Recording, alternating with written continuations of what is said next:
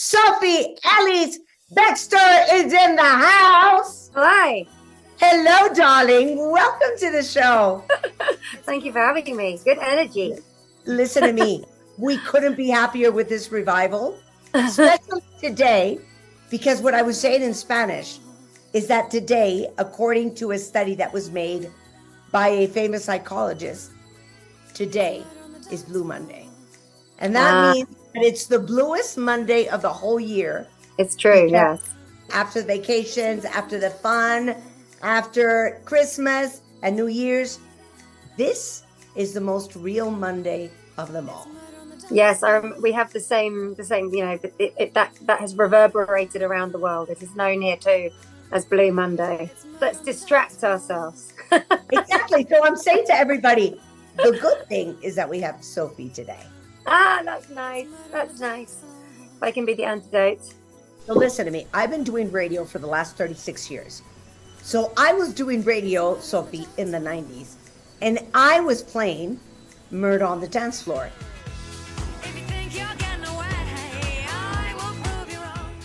For all of us who grew up in the 90s and who absolutely love the 90s music, and it is part of the playlist of our lives, that song was on our Spotify, on our iPod.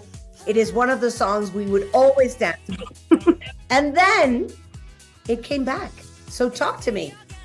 Yeah, it's pretty crazy, actually. For me, quite unexpected. And it's quite strange because as a song, so it came out 22 years ago.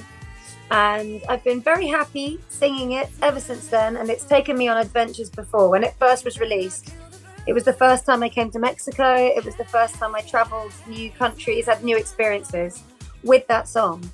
And it's so lovely to be surprised and taken on another adventure by an old friend. I'm very much enjoying it. First of all, before talking about how the revival came about, what have you been doing for the last 22 years? 6 albums, 5 babies. You have 5 kids? I do. Excuse me?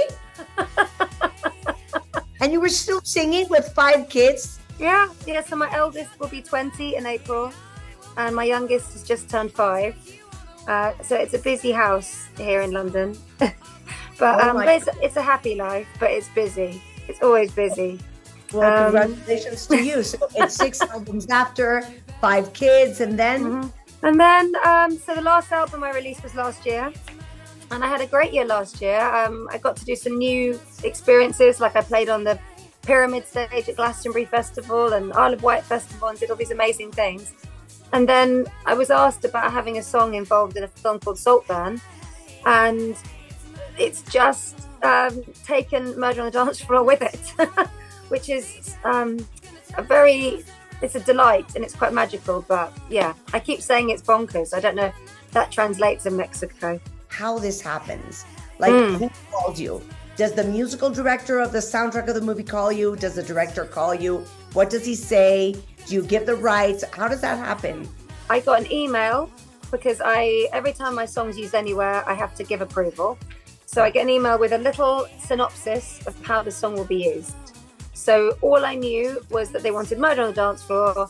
It was Emerald Fennell's film, and that the character in the movie would be dancing to all the song with none of his clothes. So I thought, oh, that sounds fun, and said yes. And then I sort of didn't think about it for a while. And then last summer, I started to hear the odd murmur about the film, and I went to a screening. And I don't know if you've seen it, but it's a dark, funny film, but it's also got some challenging moments. So it was quite a wild ride in itself. But it's brilliant, and it's such a nice thing to be part of it. And that's basically what's catapulted Murder back into, I don't know what's happening now. And yeah, I'm still getting my head around it, really, if I'm honest. From that point forward, when did you realize that everybody was going crazy with that song? Only really over Christmas, I think. Christmas and New Year. So it's only been about a month. And it's been extraordinary to see new people who weren't born when it came out having a relationship with it now. And it's lovely, you know. And actually, I should add, I came to Mexico last year and I played in the Corona capital in Guadalajara. And me and the band had honestly such an amazing time. So I'm very much hoping I get to come back again, please. I'd like that very much. Okay, so Murder on the Dance Floor. Who wrote that song? What is that song about? It was written by a guy called Greg Alexander and me. It was written in about, I think it was 2000, 2001. It was on my first album. I think my interpretation and the lyrics I was trying to evoke is the feeling of when you're in a club or having a night out and it's like the peak moment. So the dance floor's packed, everything's quite intense, but it's like peak bliss of a night out. And I think it's got a bit of hedonism in it, you know. It's quite a song about just being in the moment and just taking that for yourself a bit, I think. What I find very funny about the revival of certain songs, especially the power of TikTok, which is absolutely amazing. Yes. And it's something that we saw with, I don't know if you know, I'm sure you know, Forget Me Nots from Patrice Rushen. So that's totally an 80s song. And that song and so many others that have been revived thanks to, you know, somebody doing a little cute dance video, whatever, on TikTok. And that for many people, especially the younger generation, that's a new song. That's something heard for the first time. And we're like, excuse me, we've been listening to the song for the last 30 years or for the last 20 years. That for many, Murder on the Dance Floor was something that they hadn't heard before, which I think that from an artist's point of view, I think that TikTok is very powerful. Oh, it's incredibly powerful and it's exciting. And I was talking this morning to a girlfriend of mine who's also a singer, and we were both saying how much we love the fact that our job, nothing's ever done. Like, you can have an unexpected moment with a song or with something you did or something you're involved in at any point, and it's a really addictive feeling.